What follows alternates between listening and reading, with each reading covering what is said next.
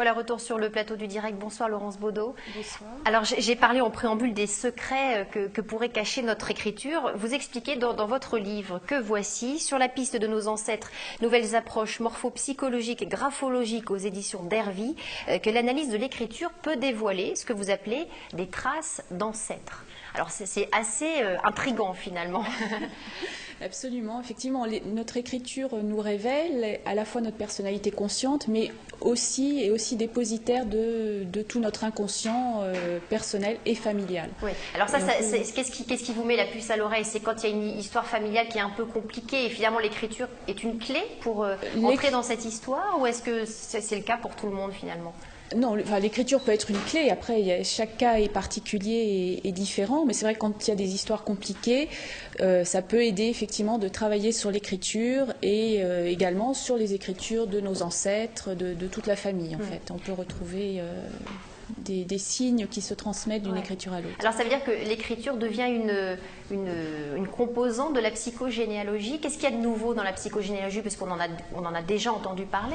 Il y a forcément aussi des choses qui ont évolué. Alors voilà, ce sont des nouveaux outils en fait pour mieux explorer toute cette histoire familiale à travers les écritures. On peut travailler aussi à partir des photos, à travers les visages.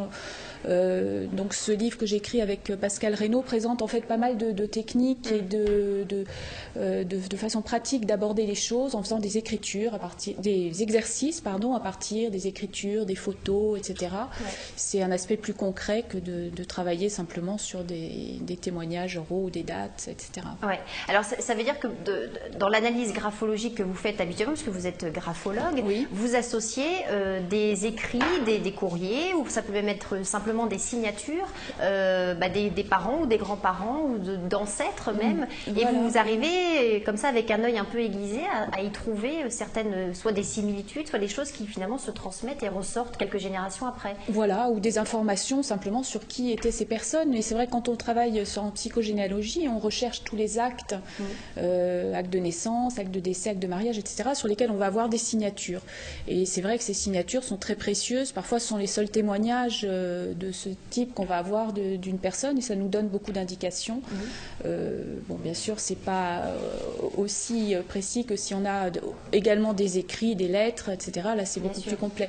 Mais déjà, les signatures, ça nous permet d'avancer. Oui. Parce que c'est ce qui est expliqué dans le livre, des signatures au bas d'un acte de mariage, entre la signature de l'époux et de l'épouse, la façon dont elles sont justement apposées ou éloignées, ou juxtaposées, ou imbriquées, ça témoigne de beaucoup de choses. Tout à fait.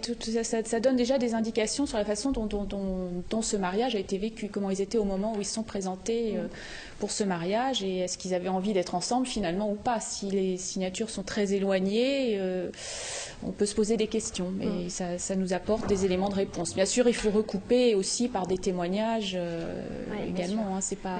Et alors, à partir de quel moment qu'est-ce qui fait que vous déclenchez finalement cette recherche et que vous vous intéressez à ces écritures? Est-ce qu'il faut d'abord vous solliciter, vous interroger? Comment ça se passe? Oui, alors il faut qu'on commence par aborder l'arbre généalogique. Donc on fait des recherches. Et puis au fil de ces recherches, on va trouver des documents, des écritures, des photos, et à ce moment-là, effectivement, ça donne beaucoup d'éléments sur lesquels on peut travailler seul ou avec l'aide de personnes qui connaissent ce travail. Ouais. Alors dans le livre, vous parlez, par exemple, pour prendre un exemple très concret, des signes que vous appelez vous les signes fantômes ou les signes types, c'est-à-dire certaines déformations d'une lettre ou d'un groupe de lettres que l'on retrouve, alors dans l'exemple que vous présentez dans le livre, dans l'écriture d'un père, de son épouse, de leur fille et de leur petite fille, avec une façon de faire des lettres un peu en boucle, avec une sorte de 8 ou de signes infinis selon comment on le tourne, mais des lettres très bouclées. Voilà, qui se retrouvent partout en fait, dans toutes ces écritures, sous des formes différentes. Donc là, effectivement, on a appelé ça un signe fantôme, parce que c'est comme la condensation, comme le fantôme de ces problématiques familiales qui n'ont pas été résolues et qui se transmettent en fait. Et là, en l'occurrence, ça cachait d'une problématique sur la filiation, le nombre d'enfants possibles qui avaient été engendrés par les différents hommes de la famille, qu'on ne pouvait pas comptabiliser parce qu'il y avait eu beaucoup de... Mais qu'on savait qu'il y en avait, mais pas... Alors ce qui est difficile à comprendre d'un point de vue extérieur, c'est comment des ancêtres parfois qu'on n'a pas connus peuvent arriver à nous transmettre finalement leurs souffrances, leurs appréhensions. Comment est-ce que ça peut ressortir avec autant de décalage? Alors je pense que nous avons un inconscient personnel, aussi un inconscient familial qui contient toute la mémoire familiale, et ça, à partir du moment où on est dans une famille, on hérite de ça. Et tant que tout ce qui est dedans, tout ce stock de mémoire est inconscient, justement, on va être amené à répéter des situations, à revivre des choses, toutes ces problématiques qui n'ont pas été résolues et qui sont transmises comme ça. Donc c'est pour ça que c'est très important de faire cette démarche et tout ce travail pour mieux comprendre ce qui s'est passé avant et pouvoir puiser dans ce stock en fait d'énergie aussi et y trouver du positif, pas se laisser écraser par le poids. Oui, parce que vous expliquez justement que l'idée c'est de remettre chacun à sa place dans l'arbre généalogique, voilà, tout à fait. sans que les ancêtres finalement s'immiscent dans nos vies actuelles. Voilà, ils n'ont plus à être là dans nos vies, donc effectivement on a chacun quelque chose à faire et c'est pas répéter indéfiniment la vie de nos ancêtres. Alors une fois que le problème ou la problématique est identifiée, il y a forcément un travail qui se fait justement sur l'écriture.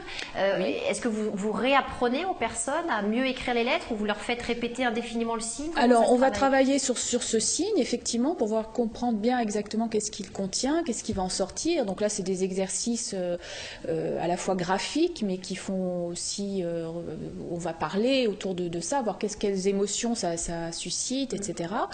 Et puis en analysant tout ça, on finit par décrypter effectivement mieux la problématique et on arrive à s'en débarrasser en fait. L'objectif c'est de... Oui, parce que vous reproduisez ici quelques pages d'exercices justement, on voit que l'écriture s'améliore ou en tout cas le défaut qui n'est pas un défaut, mais en tout cas le signe disparaît finalement, il va à force d'être répété. Voilà. Ouais.